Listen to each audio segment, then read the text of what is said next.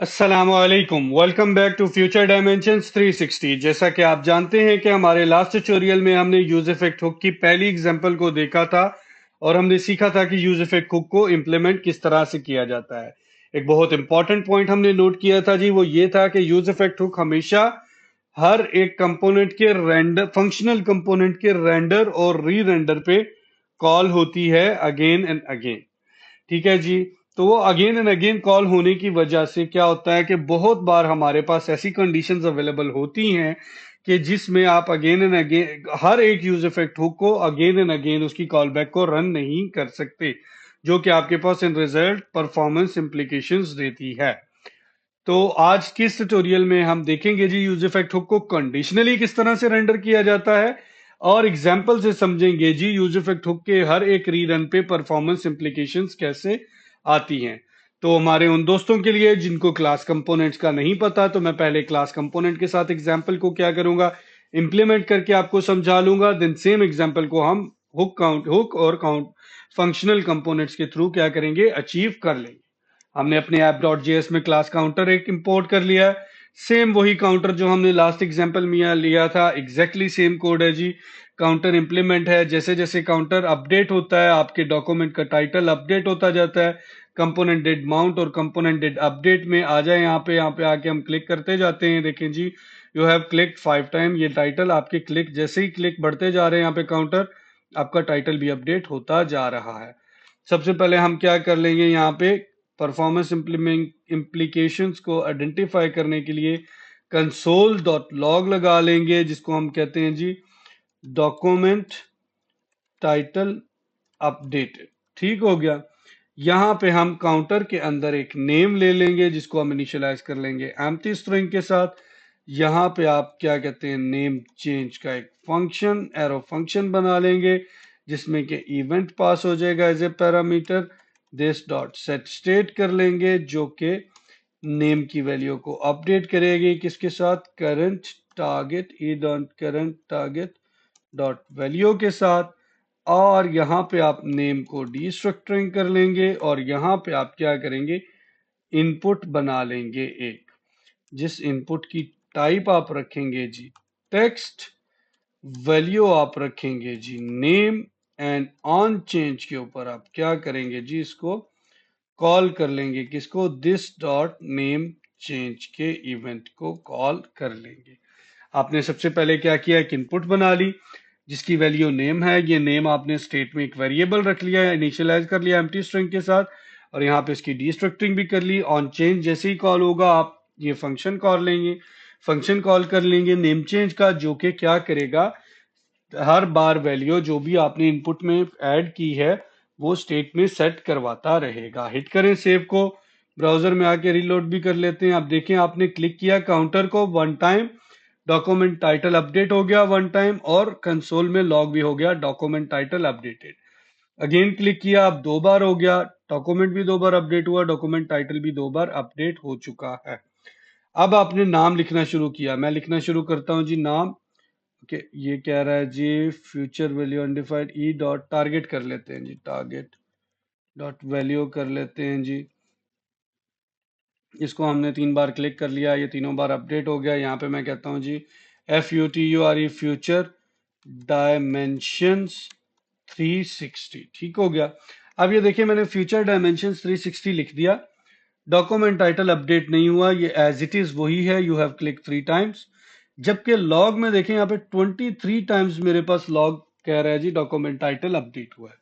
Exactly ये document title update तो हुआ है, बट सेम वैल्यू के साथ हुआ है, क्योंकि काउंटर की वैल्यू तो इंक्रीमेंट ही नहीं हुई।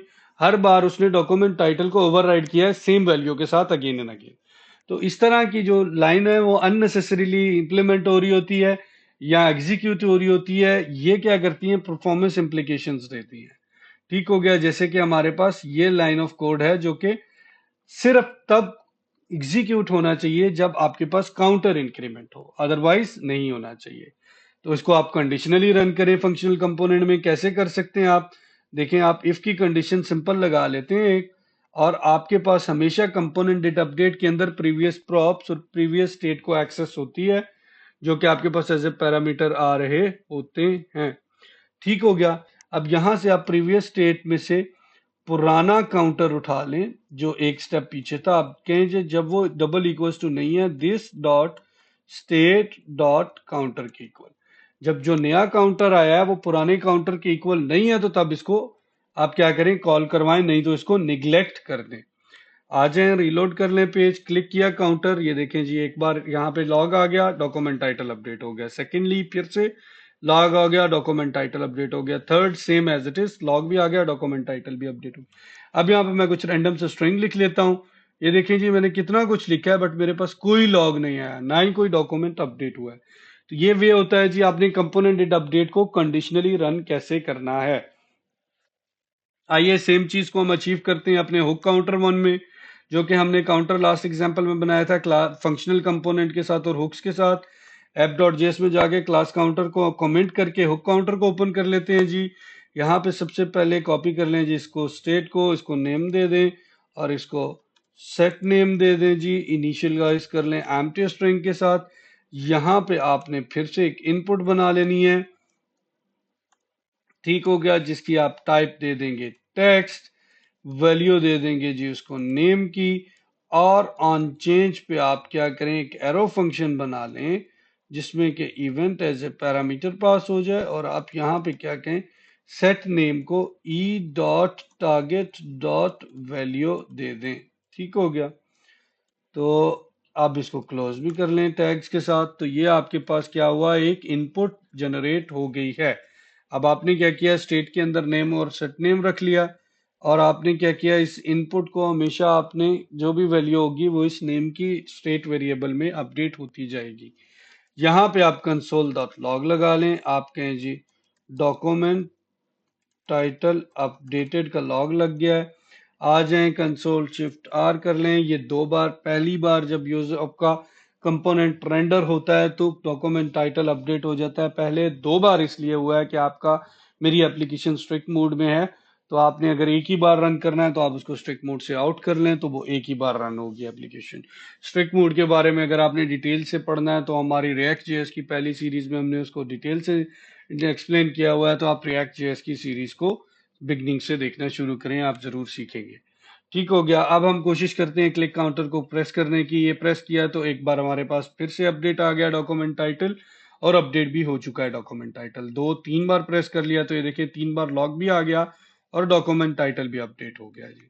अब मैं यहाँ पे फिर से FUTURE फ्यूचर डायमेंशंस 360 लिखता हूं, तो ये देखिए हमारे पास 25 टाइम्स डॉक्यूमेंट टाइटल अपडेट हुआ है जब मैंने टेक्स्ट में लिखा है। बट एक्चुअल में डॉक्यूमेंट टाइटल कभी भी अपडेट नहीं हुआ। क्यों? क्योंकि काउंटर की वैल्यू तो अपडेट हुई ही नहीं है, वो तो सेम ही रही पड़ी है। तो इसको आपने कैसे ओवर करना है, कंडीशनली रन करना है। किसको? यूज इफेक्ट को। कैसे रन करते हैं कंडीशनली? आपने देखा है जी, ये यूज इफेक्ट एक्चुअल में क्या है, nothing but just a function. एक फंक्शन है जो कि कॉल बैक को एज ए पैरामीटर लेता है। तो ये कॉल बैक हमेशा हर रेंडर और री रेंडर पे कॉल होती है। लेकिन ये यूज इफेक्ट हुक एक और चीज एज ए सेकेंड पैरामीटर लेता है। वो क्या होता है जी? वो एक एरे होती है जिसके अंदर आप यूज इफेक्ट को बताते हैं कि आपने इस यूज इफेक्ट को री रेंडर कब करना है, जब इस वेरिएबल की वैल्यू चेंज हो।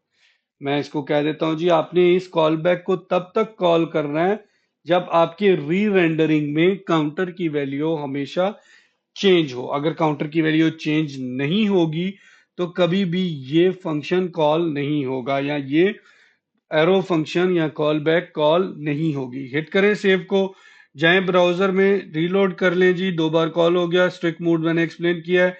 तीन चार बार क्लिक किया, ये चार बार डॉक्यूमेंट टाइटल अपडेटेड का लॉग आ गया, और 4 टाइम्स क्या हुआ कि आपका टाइटल अपडेट हो गया है। यहाँ पे मैं कोई भी रैंडम स्ट्रिंग लिख लेता हूं। अब आप देखिए कोई लॉग नहीं आया और ना ही डॉक्यूमेंट टाइटल अपडेट हुआ है। तो ये वे है जी आपका यूज इफेक्ट हुक को रिएक्ट जेएस के साथ कंडीशनली रन करने का। आई होप कि आपको डिटेल में समझ आई होगी। In case of any question आप हमें कमेंट बॉक्स में कमेंट कर सकते हैं, मेल बॉक्स पे रीच आउट भी कर सकते हैं। हमारे चैनल को लाइक करना या सब्सक्राइब करना ना भूलिएगा जी। मिलते हैं नेक्स्ट ट्यूटोरियल में। अल्लाह हाफिज।